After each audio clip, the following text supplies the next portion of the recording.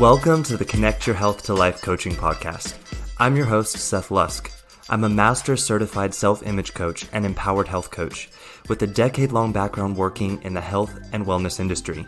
If you're anything like me or the clients that I work with, then you're probably struggling with body image, self-image, or confidence issues. You're probably also trying to figure out why it is that you have these amazing desires for living your healthiest and most fulfilling life, but you can't seem to create consistent actions in your life to reflect those desires.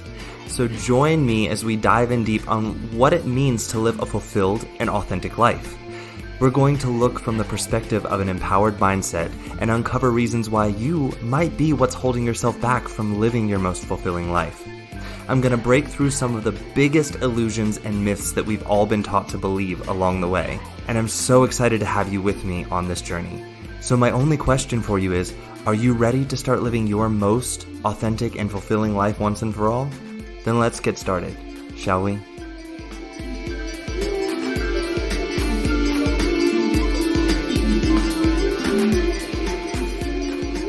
Hey everyone, welcome back to the podcast. For those of you listening in for the first time this week, welcome. I will say it again this week, you picked an interesting topic to listen in on, and one that I'm really excited to bring to you. This week we're on episode number 41. So for those of you that have been listening in since the beginning, thank you so much for your support and for listening in. Episode 41, wow. I'm literally 11 episodes away from episode number 52, which means that I have been every week for almost a full year now showing up and doing this podcast and recording and sharing with you all everything that I'm experiencing, learning, and growing through as a coach, and that my clients are experiencing, learning, and growing through as my coachees. And it's been such a fun journey and exciting for me. And I just want to say thank you for all of you that have been listening in since the beginning. Thank you so much. So this week, the interesting topic. Guys, we're talking about beliefs. If you follow me on social media, you already know that. So on Instagram, on Facebook, in my Facebook group, and also on my personal profile page and my business page, I already let everyone know this week we're talking about beliefs. But specifically, I want to focus on understanding the difference between a rigid belief and an uncompromising belief, and why understanding that difference is so important. And I know some of you immediately when I say that might be scratching your heads and thinking, rigid and uncompromising, they're synonyms, so don't they mean the same thing? And what I want to say is this, they are synonyms. If you look it up in any dictionary, you will find that uncompromising is a synonym for rigid, and rigid is a synonym for uncompromising. However, synonyms don't necessarily mean that the words have the same exact purpose, intention, and meaning. They have similar meanings. But the differences between these two words make all of the difference in how we create our beliefs and which beliefs are going to support us and push us more towards growth and which ones are going to keep us feeling stuck and in a prison in our life. So that's what I want to talk about today. And I think one of the first things for us to look at would be obviously understanding what a belief is. And I know a lot of you probably already understand this, but just so that we have a clear idea and the same idea here of what I'm talking about, what is a belief? A belief is trust, faith, or confidence in something, and acceptance that something is true, especially when there is no evidence of it. I want you to pay attention to that end part, especially when there is no evidence of it. A lot of times, we wait around as humans for enough evidence before we'll make something a belief. And when I'm teaching my clients how to make beliefs and create beliefs in their life, I show them how we have to start off with believing it when there is no evidence. And in fact, we've done it our whole entire lives. It's just that now, as adults, we've created a lot of evidence for ourselves that it's not okay to believe something without enough evidence because we're afraid of judgment, we're afraid of insecurity, we're afraid of uncertainty, we're afraid of not having control. So, beliefs are trust, faith, confidence, or acceptance of something that is being true even when there is no evidence. Okay? So, why do we even have beliefs? What is the purpose of beliefs? Well, beliefs give us structure to act within by providing explanations for things that cannot necessarily be 100% proven. They allow us to take consistent actions versus taking actions that are kind of all over the place because there's no structure and we have no clear path forward. So beliefs sort of help provide this path forward, this support, these guidelines.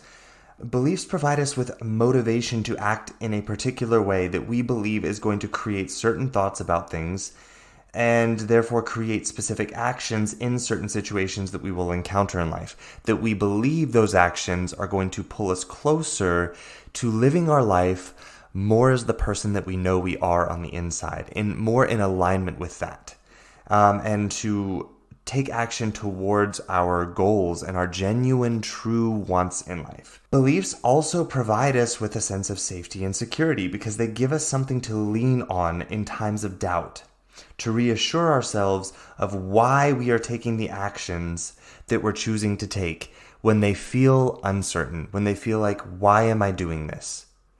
Beliefs remind us of that why. Okay? So we want to have beliefs because they're a powerful tool in creating consistent actions towards the things that we truly want in our life. We create beliefs for this exact purpose. And our mind is designed, you have to remember this, your primitive brain, your mind, is designed to seek safety and security. So when we take actions towards something that we want, beliefs help our mind to be in that sort of chaos, fight or flight, uncertainty, searching for ways to defend itself from what might happen. So for instance, here's a belief that I think a lot of you will understand, especially adults. Most of you will understand, I think. So I believe that I'm able to walk across the street and not get hit by a car. I've done it enough times that I trust my ability to look both ways and assess the situation accurately enough to know when it is safe to walk across the street at a pace that I'm capable of crossing the street at. Now, if the size of the street changes, then some uncertainty may come up, because I do not know yet, and I haven't formed a belief yet about my ability to cross that size of a street. But I have beliefs about my ability to cross a size of a street. And I can use those beliefs as a way to provide my brain with structure, reason, and safety enough to create a plan for how I'm going to be able to cross this new size street without dying. So you see in this situation, the old belief, the belief that I have, provides me and my brain with enough certainty and security in my ability to walk across the street that it's willing to then explore new ideas that may still be a little bit uncertain about crossing this new size street, to believe that I'm capable of coming up with a plan to cross this new size street. Because anytime we try new things, there's uncertainty there. Well, this is a new size street. I've never done this before. Will I be able to cross it? Will I make it to the other side? How do I know if I'll make it to the other side? So we look at our current beliefs as being supportive belief systems to say, okay, am I going to explore this new possibility, or am I going to stand here and sit by the road and not do anything, or am I going to run away? You see, if I had zero beliefs about my ability to cross the street without dying, when I got to the edge of the street and there are all of these cars driving by, what am I going to do? Well, either I'm not going to recognize the danger of the cars and I'm just going to step into traffic and then I'm very likely to get hit and possibly die, or I'm going to freeze by the side of the road, not know what to do, and just stay there immobile in fear and overwhelm. And this is, by the way, this is a huge metaphor for what I see so many people doing in their life right now, is literally standing by the road where their goal is on the other side of it, their growth is on the other side of it, and they're just standing there immobile, not doing anything. Or the other thing I might do is I might run away from the road and create the belief for myself that I'm not capable of crossing a road. Or I may have a belief in myself already that I'm able to solve complex and new, unfamiliar problems. And I may stand by the road, watch, and learn about the car patterns, knowing my belief in my ability to walk at certain speeds, and I will create a plan of how I'm going to cross the road.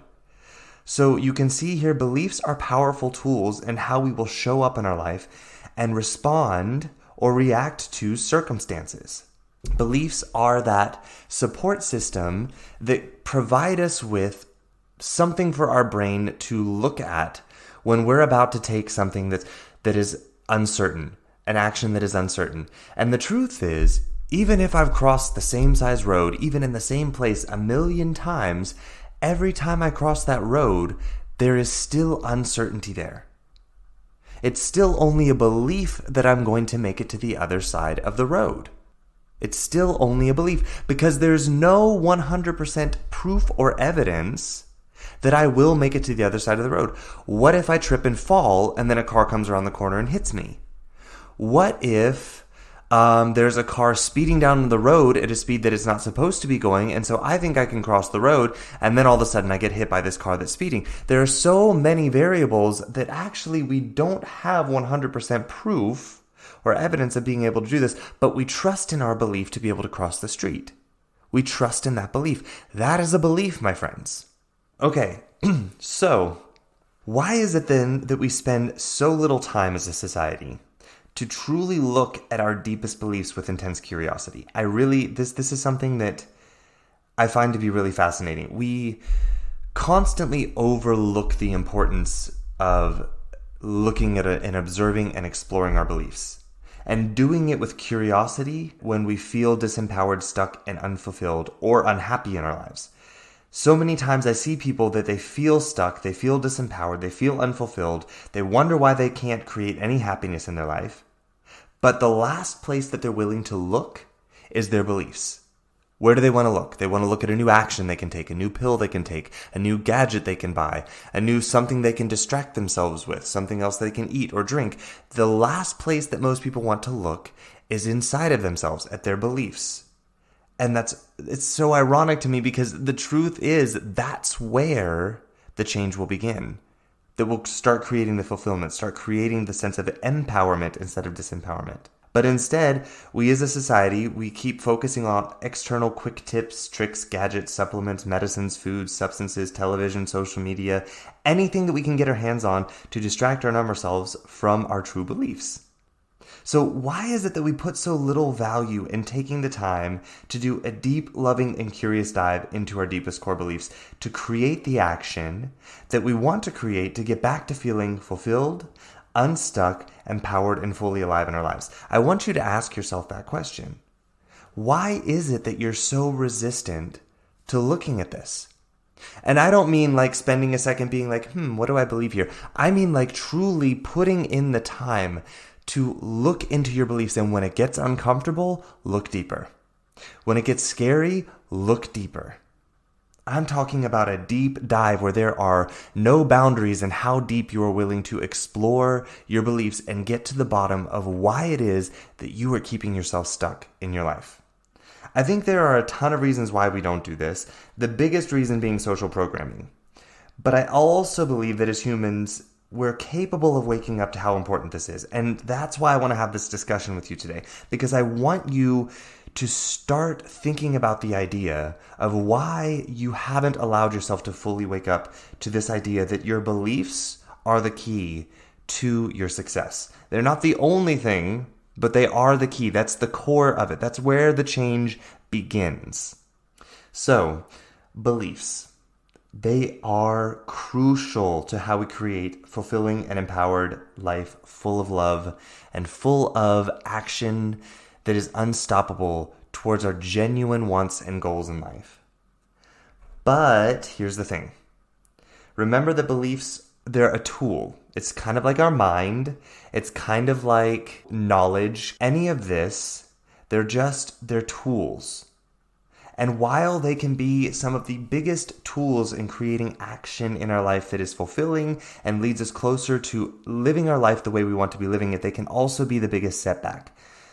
The reason why is because there are ways that we can create beliefs that don't serve us. There are a few different kinds of beliefs that we can create that will actually be our biggest setbacks. The first kind of belief would be a limiting belief. So beliefs about how limited we are and what we're able to create and do in our life. Limiting beliefs can be very subtle, and oftentimes they're very subtle because they seem very reasonable. They usually use our own logic to try and reason our way into believing them, into doing things that are reasonable in our life, but not something that we really want to try for. Because, and this isn't because we're somehow broken or flawed or lazy or stupid, because remember, our mind wants to create that safety, that comfort, and we're doing this by also avoiding the fear of shame of failing if we try. Because if you believe that you have to experience shame if you don't get the result that you want, then you're going to avoid taking actions that you're uncertain about. And so limiting beliefs are kind of a way of creating that comfort, that safety feeling of not taking action towards the things that we want to create. So some of these limiting beliefs, like I said, they can be very subtle and they show up in people's lives in so many different sneaky ways. But I'm going to give you some big ones that I hear. So one that I hear is things like, I won't be able to make that much money. I will only ever be able to make this much money in life. I'm able to achieve this in life, but probably not that. I'm good enough to get this job, but probably not that one, so I should probably just stick with this job. This is good enough, I guess, so I'll just stay here. I shouldn't want much more for my life, or I may become disappointed. Or I shouldn't want much more for my life because I might not be worth it. I shouldn't think too highly of myself. That's a big one. And I see it being the reason why so many people don't take actions for what they really want in their life, or they stick in their people-pleasing nature where they're constantly trying to please the people around them instead of looking at what they genuinely want in life and how they can create it and how that will actually help the people around them to then create what they want in their life. So they say things to themselves like, I shouldn't think too highly of myself. Or, here's another one that I hear, why should I be the one that's successful? Here's another one, I'm no better than anyone else. And this one is usually code for comparing yourself to other people which haven't achieved their dreams. And it may be even a dream that you want to achieve. And you use that as a reason to not go after your dream because you think that achieving it would mean that you have to see yourself as somehow better than these people, or that you're more deserving of this goal than these other people that did not achieve the goal. Or that if you try, then those who did not succeed at achieving it might resent you for it. And I want you to notice that this is your mind using fear of other people's opinions of you as a reason to not try something. Because remember that achieving something doesn't make you any better than anyone else. Because we're all capable of achieving greatness. And sometimes someone needs to see someone achieving that greatness to inspire themselves to be like, hey, they did it. I could probably do it too. Why am I not taking action to try this too? But if you're not doing it because you're afraid that people will resent you for it or think, oh, look at her thinking she's good enough or special enough to achieve this goal in life. If you're worried about that, just recognize that this is your mind trying to use fear of other people's opinions of you as a reason for you not to have a fulfilling life, for you not to go after your goal. Okay? The only difference between people that go after their goals unstoppably and feel fulfilled in life and the ones that give up and quote unquote fail is the willingness to face discomfort of showing up over and over again, not getting the result they want, hearing what other people might say or think about them and what their mind may create about what they think about other people think about them, and then showing up anyways, doing it again, trying another way. And the reason this is different from what the people that have given up is that they use discomfort as a sign to stop. So I want you to recognize that this is a very sort of insidious but subtle belief that somehow I'm no better than anyone else. And we use that as justification for not going after a goal, not trying for something. It's not about being better than other people. It's about saying we're all good enough to try for this. So I'm going to be an example, and I'm going to try, and I'm going to fall flat on my face, and I'm going to get back up, and I'm going to try again, and I'm going to fall flat on my face, and people might laugh, but I'm going to get up, and I'm going to do it again, because I'm going to be the example to other people of this is how we create change. This is how we grow. This is how we learn. This is what I'm worth. I'm worth getting up here, trying this, falling on my face, learning a lesson, and then doing it again, because it doesn't change my worth. It doesn't change my value. It doesn't change how awesome I am and how worthy I am of going after this goal. It doesn't change the fact that I'm unstoppable here and that this is what I want to try for, and I'm going to do it. Okay, so another kind of belief that I see people creating would be hopeless beliefs. And these are beliefs that tell us there's no point in trying, that we should either give up or not even start to begin with. These beliefs are usually a bit easier to recognize than the more subtle limiting beliefs, and hopeless beliefs are actually limiting beliefs, but they're just kind of a little bit more extreme version of it, so they're easier to recognize. They're beliefs like, I'll never be good enough, so there's no point in trying. Or something like, I should just give up because I'll never make it. Or beliefs like, life is just too hard, so I might as well just get used to the fact that I'll never do anything with it. I'll just sit here and be this. Or the belief that every time I try, I fail, so I should just accept that I will always fail and stop trying. These are hopeless beliefs. So they create a sense of total hopelessness. That's how you'll know that it's a hopeless belief. There's no point in trying. There's no use. It's just life will always be the same no matter what you do. You will always be miserable. You will never feel fulfilled. You will never have anything that you want in life. You should never even try. That's a hopeless belief. And then the last kind of belief that I want to look at, and this is what I want to focus on today, because this is the tough one. This is the one that for so many people, it seems like a good belief to have. And it can be. But there's a subtle difference in this way of creating a belief that makes all of the difference in whether or not this belief will support you to grow or stop you dead in your tracks. And we're going to look at rigid beliefs.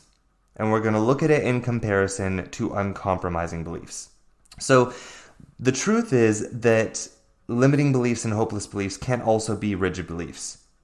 But rigid beliefs are not limited to these types of beliefs. Rigid beliefs are beliefs that are fixed. There's nothing about them that can be changed. There's no point in listening. There's no point in hearing anything else. The belief is fixed. This is what it is. This is how life is, period, point. Nothing can be done about it. I will always have this belief. It will always be like this. There's no point in exploring. Don't ask any questions. And while sometimes in the beginning these beliefs can serve us in the fact that we will start taking action, and these actions will be consistent at first, and they may seem like actions that we want to take that will get us towards our goals, but inevitably we reach a point in life in which those boundaries of that belief stand in between us and the action that we will want to take to move to our next level of growth in life.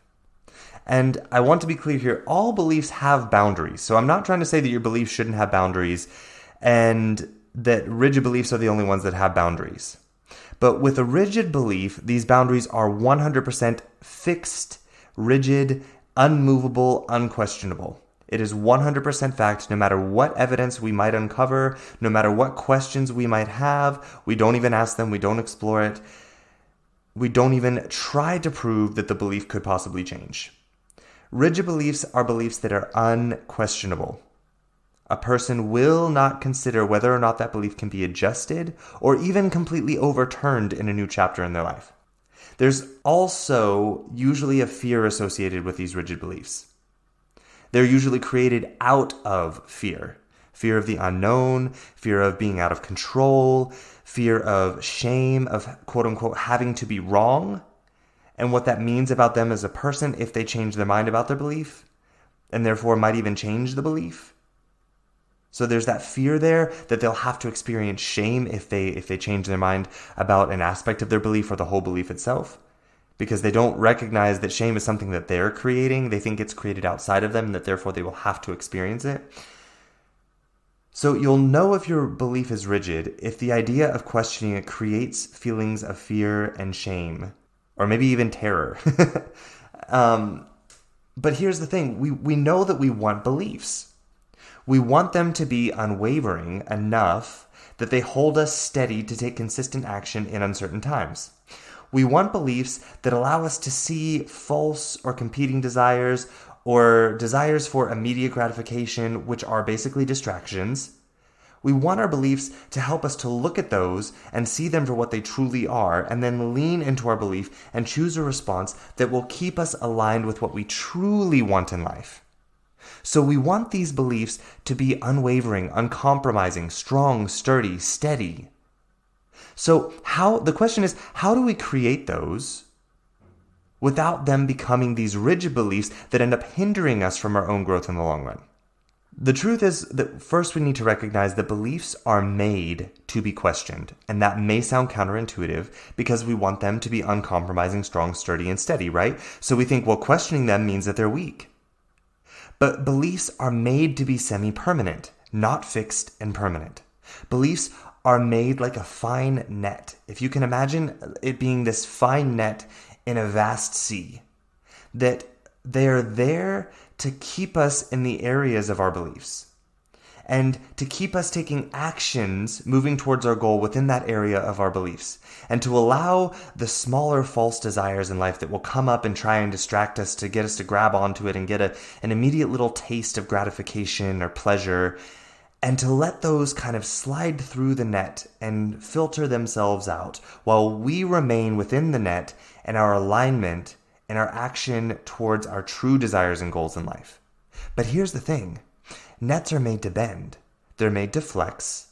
They're made to even move when we recognize that the waters that we are in, that we've cast out our net, have been depleted of opportunity.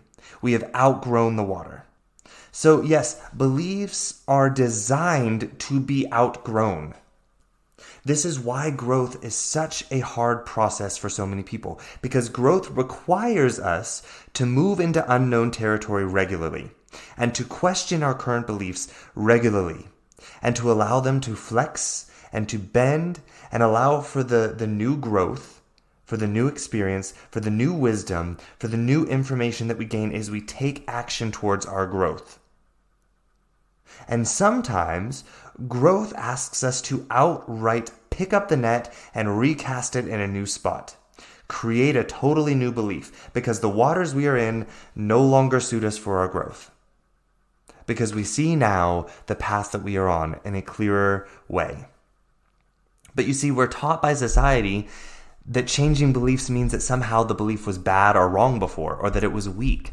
And that changing our minds somehow makes us weak and unable to have beliefs, or that it somehow makes us unintelligent, or too curious, or too this, or too that, or not enough of this, or not enough of that.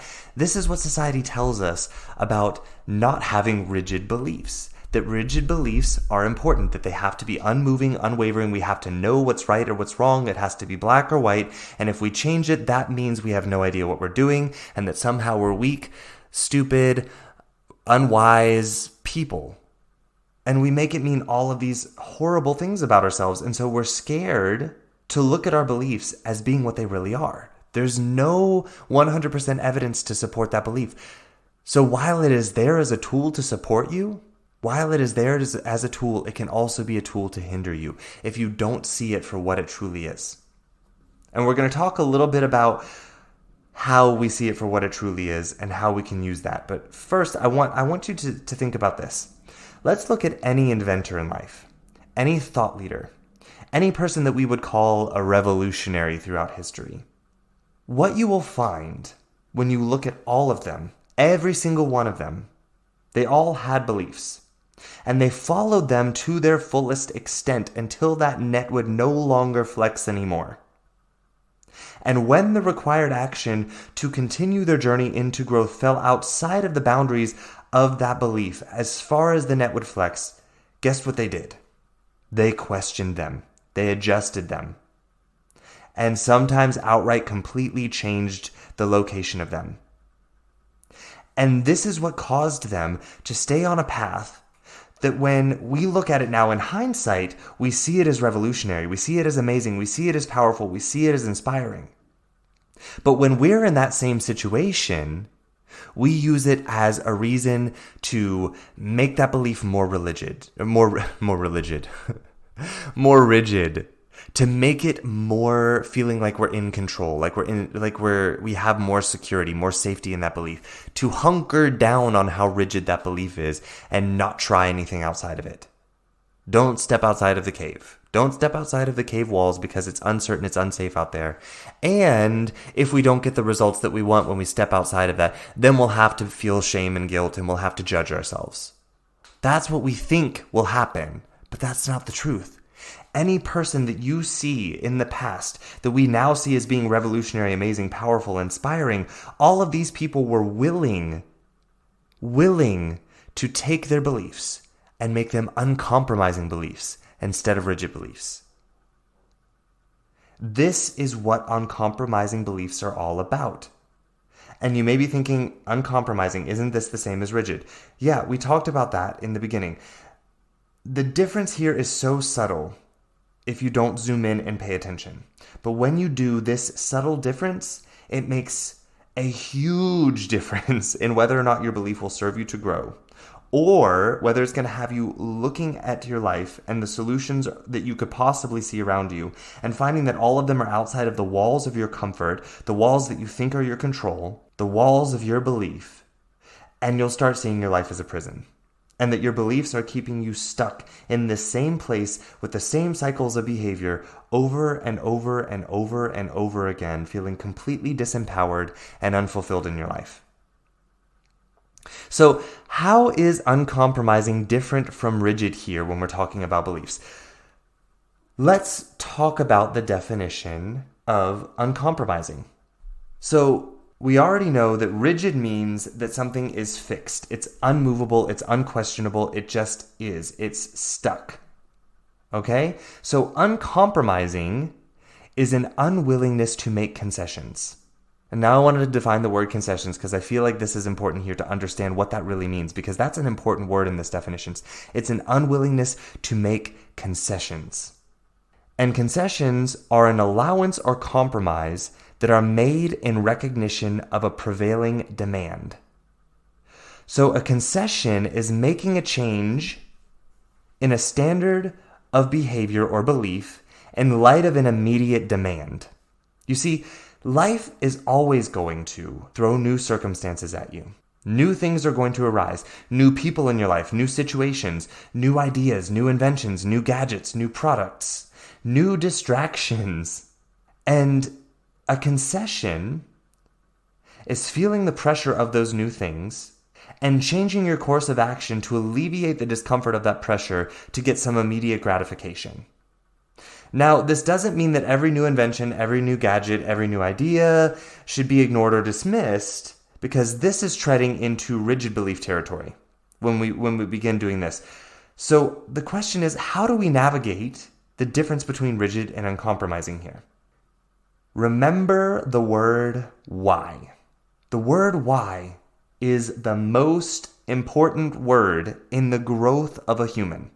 It's the most important word. The question, the word why, is your most important word here. It's the most important word in knowing ourselves and being able to see ourselves with unconditional love and compassion, and to fiercely take action forward with that love and compassion. So we remember the why of having the beliefs. And when we do this, any rigid or potentially rigid belief can become an uncompromising belief.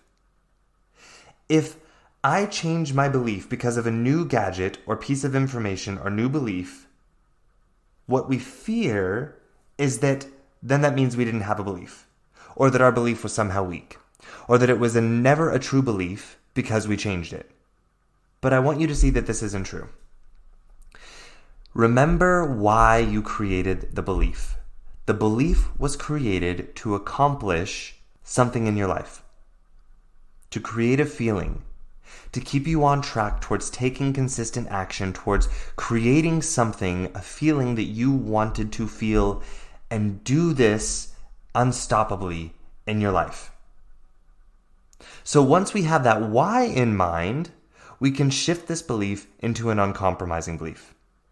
So say I have a belief that I do not want to numb myself out in life with distractions like food, alcohol, or television, because I want to create something big in my life. Say I want to create an organization that helps to eliminate wealth disparity in the world or to counteract poverty, something like that.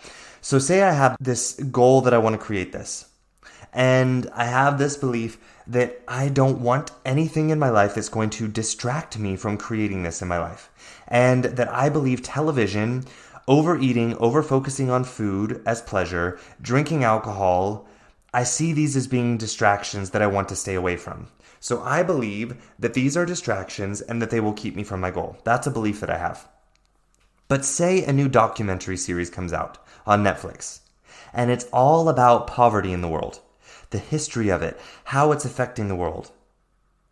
And say that there's some information in this documentary that could really be helpful for my journey. Now, if I have a rigid belief, I would say no. The rule is no television. This is end of story.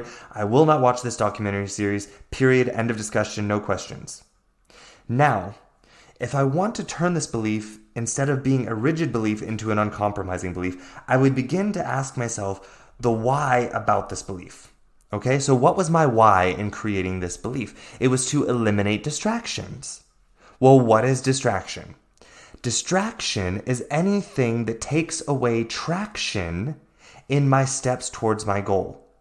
So if I'm taking steps that either aren't going anywhere or are going in the opposite direction of my goals, then that is distraction. Anything that will cause me to take steps that are not moving me towards my goal.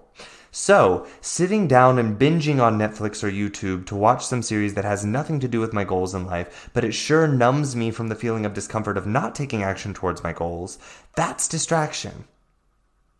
Or numbs me from the discomfort of knowing what my next step is that I'm scared to take, that's distraction. Because there I'm taking action that's not moving me forward. No traction forward. That means distraction. Or if I'm sliding backwards, again, that's no traction forward, so that's distraction. So by sitting in front of a screen and numbing my mind out to the desire to grow and take actions towards my goals, that is distraction. So what is traction? Traction is anything that is me taking action to me getting closer to that goal. So then I can ask myself, would watching this documentary series help me with traction? Knowing my why of why I'm watching this would be to learn more information that I could use to then guide my actions forward. Is that distraction? Well, it can be if I just sit and watch over and over and I don't do anything with what I'm watching. I just sit and I watch to avoid taking action. That could be distraction. But if I choose to say, okay, I'll give myself 1 hour every week to watch the series. I'll take notes, I'll learn, and then afterwards, I will spend time finding ways to apply and take action with what I learned from watching. Well, guess what? That TV series just became traction. Now, if my belief was rigid, I would never come to this realization. I would just say no. There's no television, end of story, not watching it, period, done. No questions asked. And you see, what if a piece of information in the series was that one piece of information that I would take and inspire myself with and create a huge action forward with it? Guess what I would do? I would miss out. What if books became increasingly harder and harder to get and everything starts moving to television series instead of books? Do I just stop learning because I would have to watch television to do it? Well, if I have a rigid belief, the answer is yes, I would just stop learning. I would stick with the knowledge that I have because no television, so I'm not allowed to learn any more information because it's all on television. But if I have an uncompromising belief, I can still believe that television is a tool for distraction, but it is a tool, and therefore I get to choose how I use it. And therefore, I can find a way to use it for traction if I know my purpose in watching it, and intentionally add it into my plans of growth as a tool for purpose and for traction.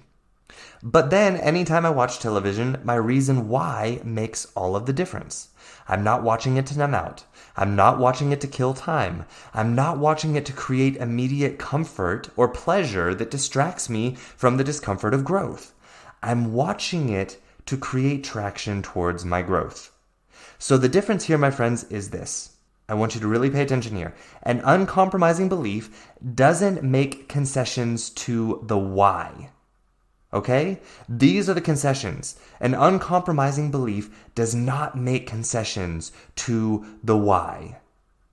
But it can change its boundaries to accommodate the why as growth and circumstances and we grow. Do you see the difference there? There's a huge difference here. Uncompromising beliefs don't make concessions because it knows the reason why we're doing what we're doing. And it will stick with that why. And it will grow as that why requires for us to take actions that are new and uncomfortable for us. Because it will not make concessions out of fear of the discomfort of your growth. That's where it doesn't make concessions. An uncompromising belief fiercely sticks to your why and will not make concessions there. Okay? A rigid belief is one that's designed by a person to create comfort and a sense of security because it is constant and unchanging. And to the primitive brain, this means safety. This is comfort. But safety and comfort do not equal growth or fulfillment, or even the full human experience. Safety and comfort and security and certainty and control equal resisting the full human experience. The full human experience is about some chaos. It's about uncertainty. It's about taking risk. Every time you breathe in air, you take the risk of whether or not the air you're breathing in has become poisonous. Every time you open your eyes, every time you wake up in the day, there is risk. That is being a human. We sign up for that every day that we show up as being a human, and yet we still do it because the human experience is about that. It is about the chaos, the uncertainty, the risk, the danger, the pain. And when we set up beliefs to try and avoid those facets of the human experience, then we're likely creating a belief system, a hopeless belief system, a limiting belief system, and a rigid one. An uncompromising belief is designed to be powerful, but also full of as much uncertainty as it's full of certainty. An uncompromising belief supports us as we choose to move into changes that are unknown and uncertain. An uncompromising belief is there to remind us of why we are doing what we are doing at any time that a false or competing desire for immediate gratification presents itself. It is there to remind us to stay on course of our why and what we're there to create.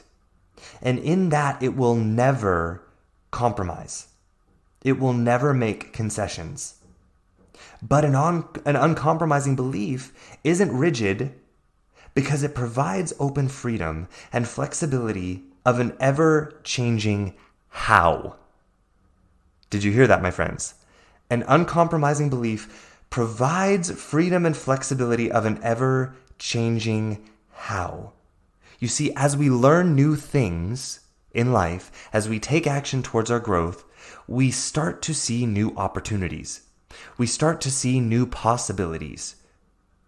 And with that, we create new hows of how we will follow our why towards our goal. You know what you want and why, but the how is something that you will discover along the way, that will pivot, that will change, that will grow, that will alter, that will flex as you go. And sure, you can make plans.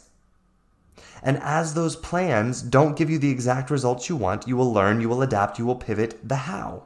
And your uncompromising belief will take your why, and it will learn, it will adapt, and it will pivot right along with you as you find a new how for your why, for what you're trying to create. So how do we create uncompromising beliefs? Well, you probably guessed a huge part of it already, and because we've just talked about it. So it's knowing your why. You can really change any belief, any rigid belief, any limiting belief, any hopeless belief into an uncompromising belief if you align it with your why. that was rooted in your true and authentic values. But here's the issue. For a lot of people, they don't know their true and authentic values. And what I mean by true and authentic values is not the values that you think that you should want, or the ones that you think make you a good person, or that you were taught when you were younger are good for people to have. Those are not your true and authentic values. Okay? So when I talk about true and authentic values, it's like what Mike Iamelli and I were talking about a few weeks ago in the podcast, or even last week in the podcast. It's like your sensitivities in life. They are the things that you are truly aligned with in life and that you want to create more of in your life when nobody else's opinion is involved. And we all have them. So we want to align our beliefs with our why. But you can only do that if you know your true and authentic values. So if you're someone who already knows your true and authentic values, then anytime you find yourself in the space of a rigid, a limiting, or hopeless belief, then what you can do is just go back and realign your belief with your why. Realign it with your why and let it flex, pivot, and grow with you. But if you don't, then in order to create an uncompromising belief, what you will want to do first is to know your true and authentic values in life. And again, what I'm saying here, it's not the values that you think you should want or that you think look good. I'm talking about discovering the values that you have known and been creating more of in this life since you were a kid, when you were first learning about this world and how it works. Knowing those is key here, because those are going to be a huge part of why you're going after any goal in life. The goal will align with a value of yours in a way that is authentic for you. So if these values are someone else's values that you just think you should have, then your goals in life aren't going to align with you authentically. You're going to be going after goals that are actually someone else's goals, that are actually due to comparison to other people, that are actually due to you seeking validation from other people. They're not your true goals in life. They're not your true desires in life. So many of my clients, when I begin discussing their values with them, they give me a list of values that they believe that they should want, or that they were taught that when they were young that they're important to have. But they have no idea what values are actually important to them when no one else's opinion matters, and the values that they're truly connected with. So this is where I usually start working with my clients in establishing uncompromising beliefs, is first establishing their true and authentic values in life. Once you've done that, and you've established your true why of your belief, then you're pretty much set to move forward with your belief as an uncompromising belief instead of a rigid belief. And the reason why is because you'll be able to see the purpose that the belief was created to serve. And then you can realign that belief with that purpose, and then you can take down those rigid walls. You can take down that false sense of security that you created around yourself by thinking that these rigid walls will keep you safe. Because the truth is those rigid walls are actually stopping you from growing. So once those walls come down, then you can start growing and flexing, and so can your beliefs along with you in your journey. But for some of you, knowing the reason why might not be enough to make this belief uncompromising one. Not yet. Or another thing is that you may want to start creating a totally new belief and not changing an old belief from rigid to uncompromising. So you may just want to create a totally new uncompromising belief, one that you've never had a belief about before. So I want to give you a few other steps that you can take in creating new uncompromising beliefs or a belief in your life. You will want to start with establishing and seeing your unconditional worth and lovability. What that means is that no matter what you accomplish in your life, or no matter what you do not accomplish, that you see that you are unconditionally worthy, lovable, acceptable, and whole as a human being. You will want to begin daily practices for yourself to establish this. Things like setting boundaries. Things like speaking your truth instead of people-pleasing. Things like not making every no or rejection that you receive in life mean something that is wrong with you or bad about you. And instead, finding the growth opportunity in the no or the rejection because it isn't about you, but it's something that is there to help you in your journey. Being able to practice that. Choosing to see that every time you get an unexpected result, that you did the best you could. And that this result is an opportunity that you wanted to have to be able to learn and grow. And that it's not an opportunity to judge your past self for taking the actions that you took and seeing them as not being good enough because you didn't get the result that you want. Instead, you use this to establish a new plan with new information for the future. So these are just a couple of examples of actions that you can begin to take in your life to establish unconditional worth and lovability and start seeing this. And my friends, this is a crucial part to choosing your beliefs about life. Because without this, your beliefs are subject to being limited about you.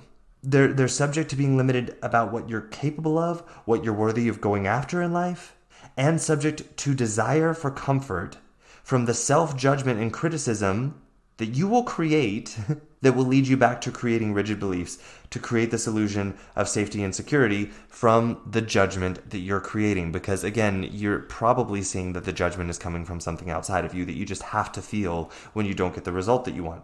So, my friends, seeing this and establishing your unconditional worth and lovability no matter what first is so crucial.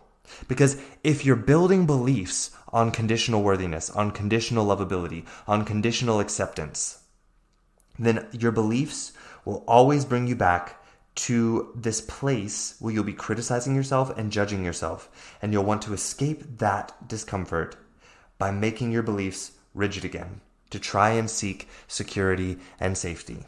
Also, without the step of establishing self-love, without the step of seeing your unconditional worth and lovability, your beliefs about yourself will be conditional on your results, not on who you are. And the truth of the matter is, my friends, and I've said it so many times, I want you to see it. So I'm going to say it again. Rarely in life, and I would actually say probably never in life, do we have complete control over the results that we get. That's the reality. And this means if you have not established the self-love, the unconditional worth and lovability first, that this means that the moment you get a result that's different than expected, different than desired, different than anticipated, you will abandon the uncompromising belief and discontinue trying. And you may even create a new belief about yourself that there's no point in trying because you will always fail. So, my friends, I know you hear this all the time. And I know I can feel it through my microphone right now. Some of you are rolling your eyes at this.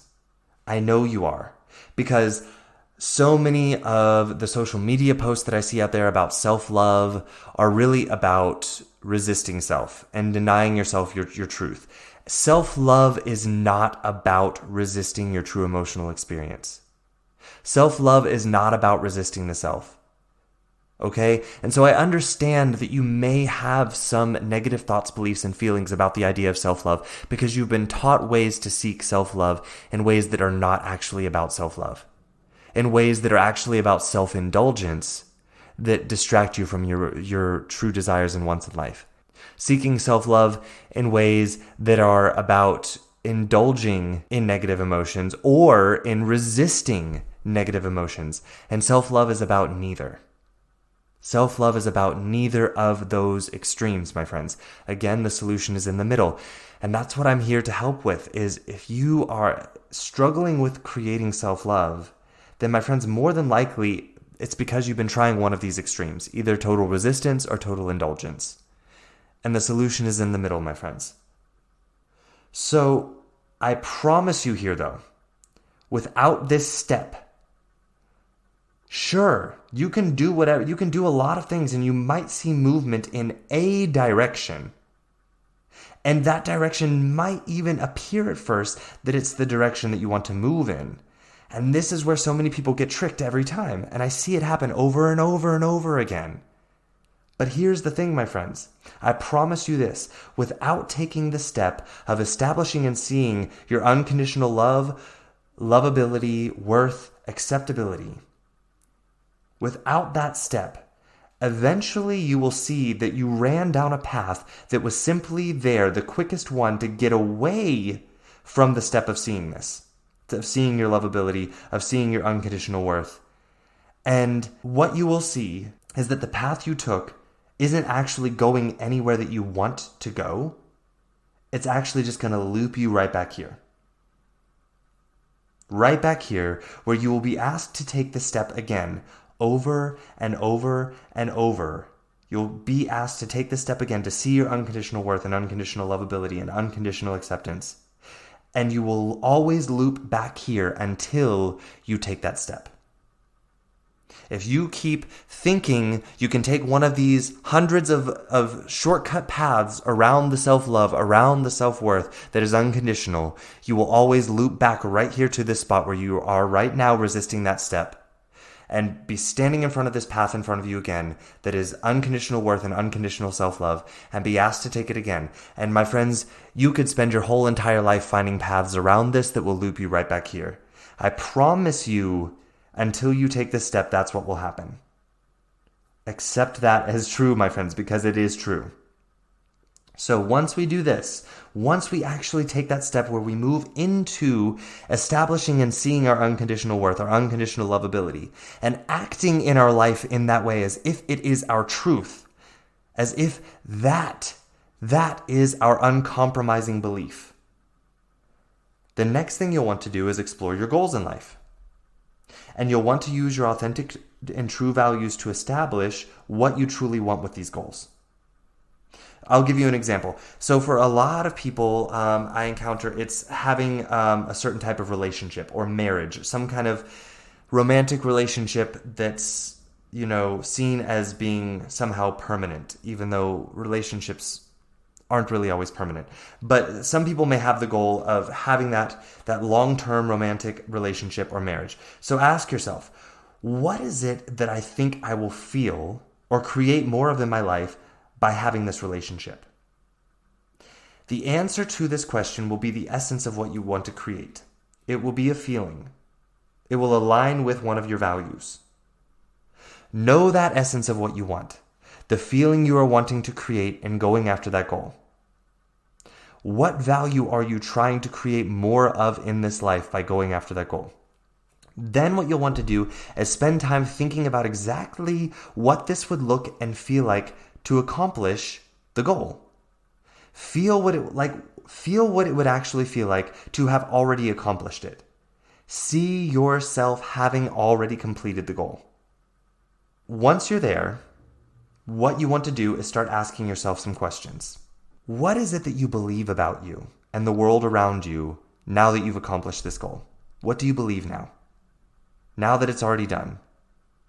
What do you believe differently about you and the world around you? How do you view your life differently? What did you do to get there? What feelings did you have along the way that supported you in getting there? What is different about you and how you see yourself? I want you to answer these questions. Go back and rewind the podcast, write down the questions if you need to. Answer these questions. Write these answers down. I don't want you to just do this passively while driving in the car or while at work when you're bored. I want you to take the time to do this exercise and write your answers down. Because at the end of this, you're going to have a whole list of thoughts about you and your life in the world. And I want you to take your time writing these answers down. Write down as many answers as you can think of. There's no such thing as one that's too small, too big, too wrong, too right, too stupid, too insignificant. Write every single answer down on a piece of paper. And then I want you to look at this list of new thoughts about you and your life and the world around you. Okay? Because what you have here is a whole list of new thoughts.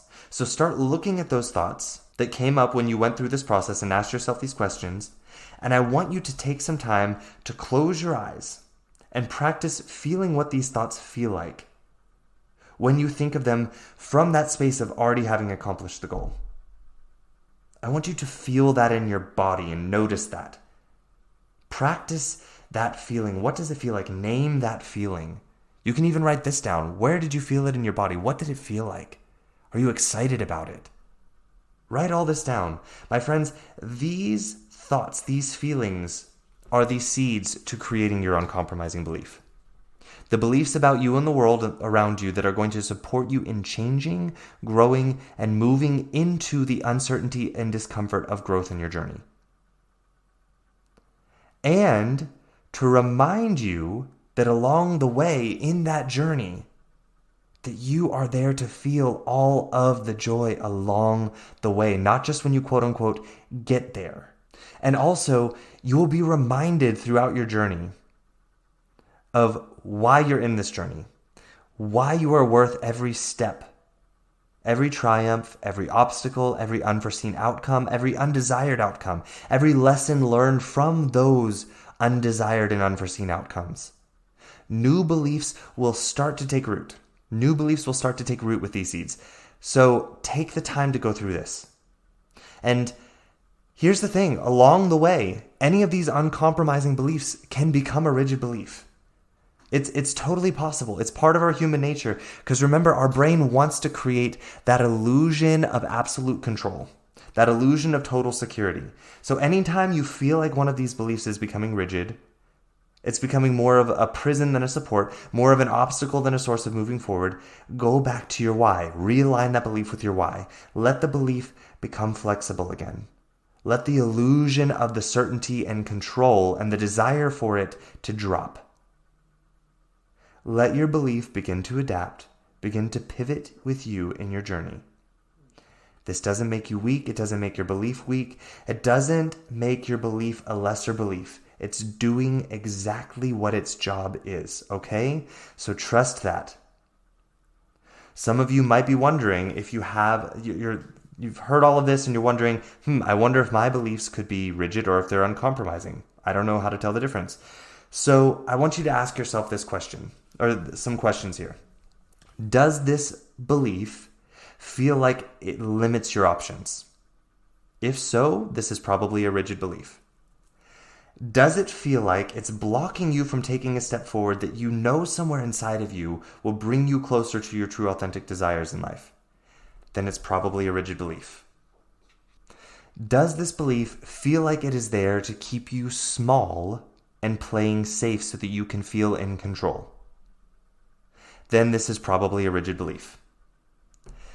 Does your belief feel like it makes your life an endless cycle of doing the same thing over and over and never moving forward? Then it's probably a rigid belief. Does this belief feel certain, feel stiff, feel unchangeable, feel unwilling to openly and curiously listen to something new? Whether that be an idea, an opportunity, a new possibility, or even a fear. Because, my friends, here's the thing. Oftentimes a fear, when we listen to it openly, it's actually an opportunity or a true desire that we're suppressing because we're letting our mind convince us it's too scary to look at. So if your belief feels unwilling to openly explore these, then you probably have a rigid belief. You'll know the belief is uncompromising when the belief feels like it's supporting you, and you feel free to take actions that are new and uncertain. You'll know the belief is uncompromising when you feel like you cannot be distracted by immediate gratification or false desires from what you truly want in life, because you feel excited about this belief and its support. And at the same time, you feel free to explore latent desires as they come up to you, as you become aware of them along the way and you feel open to exploring them with curiosity to find if or how they might align with your true want and why. And then you'll feel like this belief would be able to flex and grow as you incorporate these. And if you find the desire to be a distraction, then you feel like this belief will support you in lovingly releasing this as not being yours to follow. That's another way you'll know it's an uncompromising belief.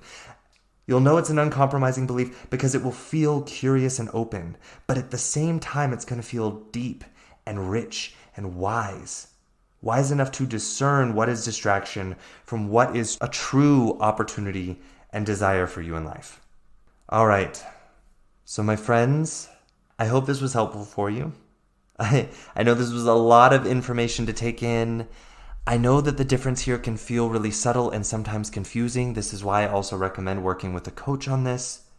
But I hope this was helpful for you all to at least begin to understand not only the importance in knowing your beliefs and using them as a tool and establishing them with attention, but also recognizing that it is a tool and that it can be misused just as powerfully as it can be used to serve you. And I hope that this episode helps you to begin to take a look at your beliefs in your life and begin to truly see them for what they are.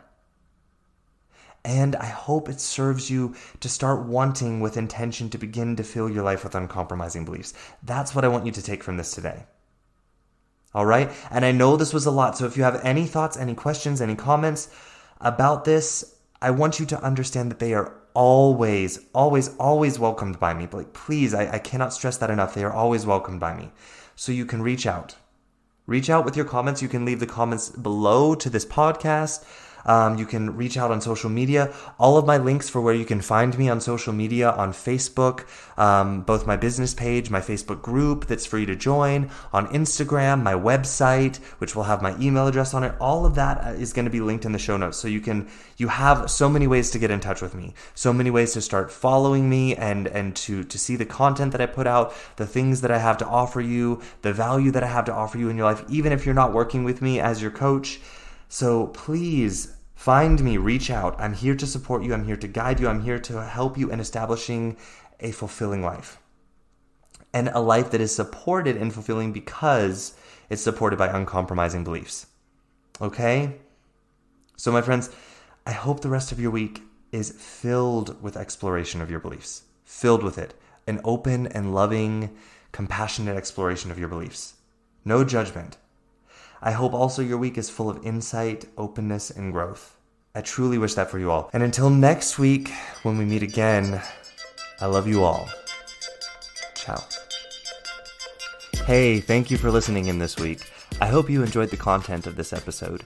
If you did, please subscribe or follow this podcast to receive the newest episodes every week as I bring them to you here on the Connect Your Health to Life coaching channel. Ratings, reviews, and comments are always appreciated. These allow me to know more of what my listeners would like in the podcast and allow for more people who may be searching for a podcast just like this one to find the Connect Your Health to Life coaching channel. If you would like more information about me and the work that I do with my clients one-on-one, then please visit my website at www.slch.ch. Again, that is www.slch.ch. You can also find me on social media on Instagram at SethLusk_coaching. Again, that is SethLusk_coaching. And on Facebook in my free Facebook group community called A Healthy Life Connection. We would love to have you in the group, and it's only 3 membership questions that you have to answer to join. And again, it's entirely free. And if you need any further information or just want to say hello, feel free to send me an email directly at slusk.health@slch.ch. Again, that is slusk.health@slch.ch. Thank you again so much for listening, and I look forward to our next time together. Ciao.